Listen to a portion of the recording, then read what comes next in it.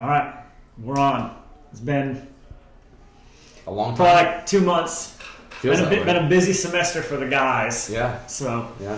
I apologize to everyone for coming back on the air. I know you thought we were gone forever, but I'm sorry. Sorry to We're sorry coming to back. ruin your dreams. We still exist. Alive and well.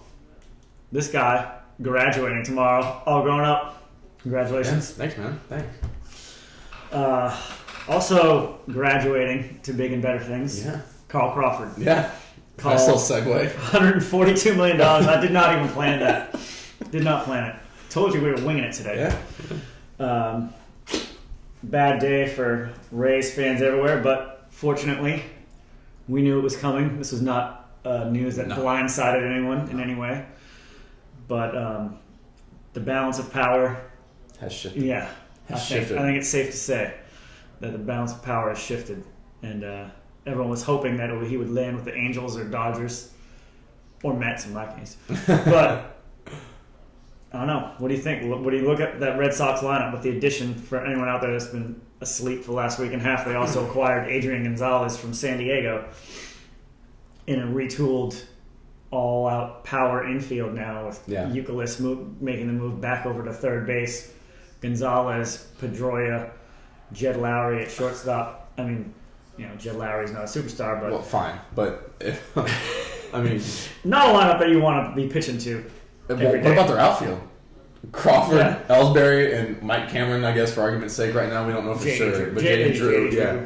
Unless against tough lefties, I'm sure you'll see Cameron out there. Yeah. But, I mean, so much speed on this team now with Carl Crawford.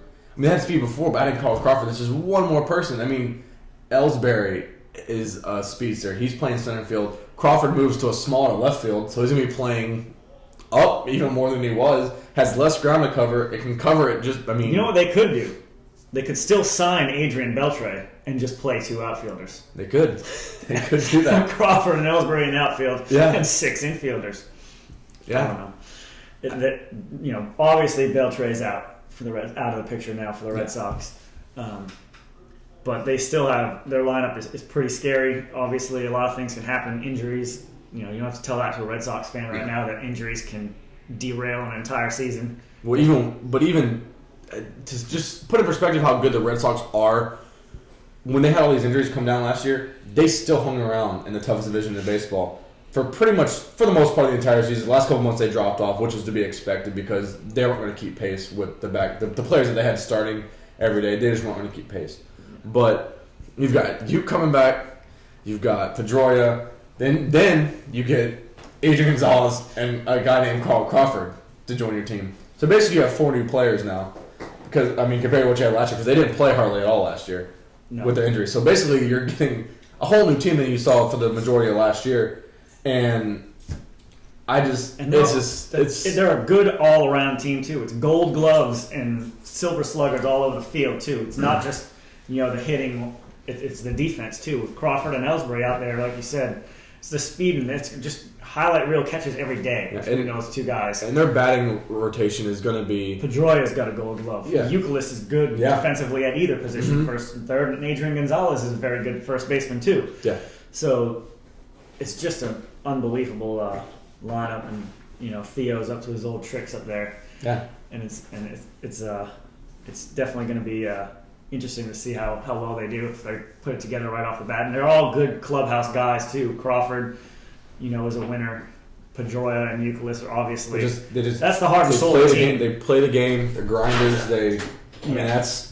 I think right off the bat they're going to have good chemistry. They want to win. They want to win. Like we had this conversation when we talk about basketball that you have to have guys that their only sole purpose of being on the earth is to win the NBA championship. That's what Pedroia and Euclid are like for the Red Sox. Their sole purpose of life is to win the World Series. Absolutely. That's how they play the game. They only care about the winning the World Series and winning baseball games. Yeah.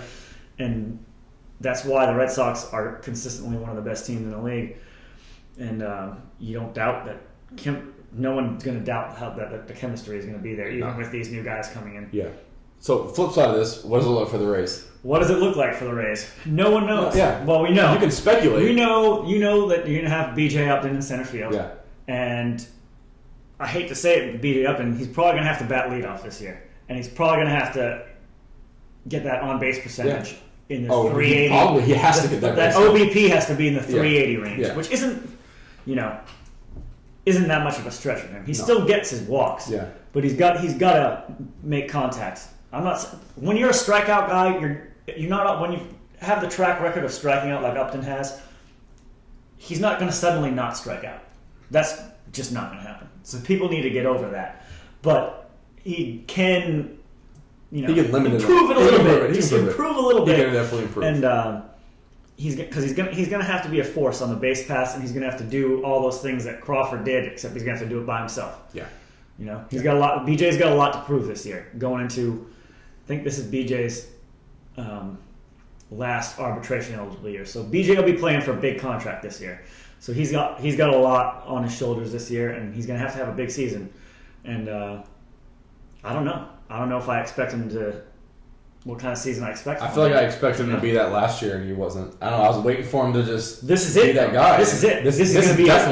This is where he's going. This is the year that he's going to get paid if he has a big year. Yeah. Because if everyone already knows the expectations of him and the potential. Yeah. And if he has a big season this season, boom, you're going to see teams come out of the woodwork with the, offers and $14 to $18 million a year type contracts. That's what BJ Upton could be in line for with his type of talent. And obviously he knows that. If he puts his tools together. Yeah. Oh yeah. He knows that.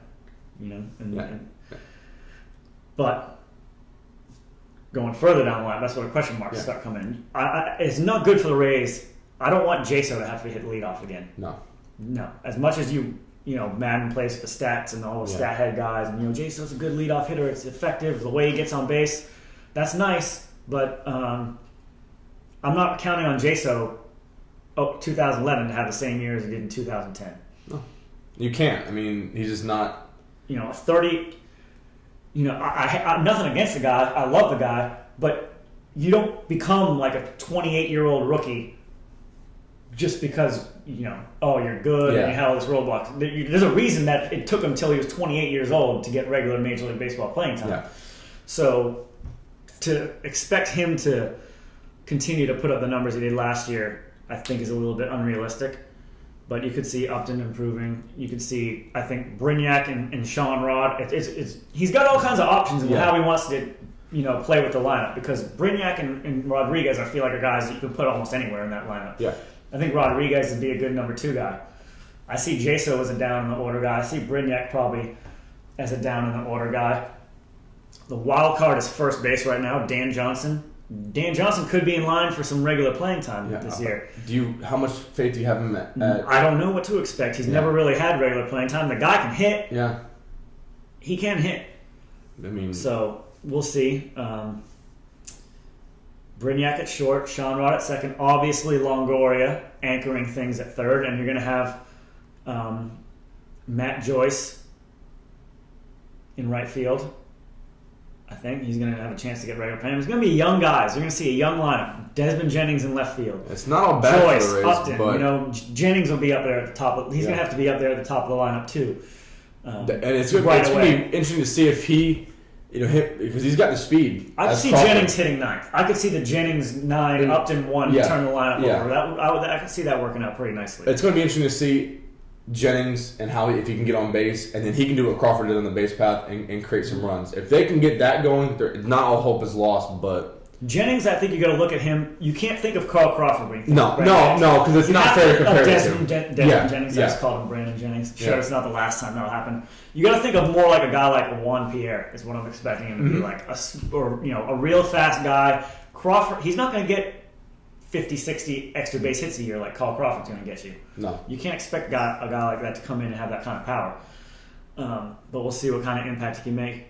But the Rays still have a great starting pitching staff. Yeah. A great pitching staff. Yeah, and they have depth at starting pitcher, which is the most important thing that you can have when building a team. So they're still going to be good. Who knows whether they're going to be championship level or not. We'll see. It's still going to be a good season. It's going to be a good season. I think it's going to be another battle in the AL East, but the Red Sox have clearly won round 1 of this offseason for sure. Yeah, there's no doubt. And if I rank them now, I'd put Red Sox, Yankees, Rays. Yeah, I mean, no shame in that. No, but What do our rankings mean? Nothing. Yeah. Play it on the field. All right. That'll do it for that little segment right there.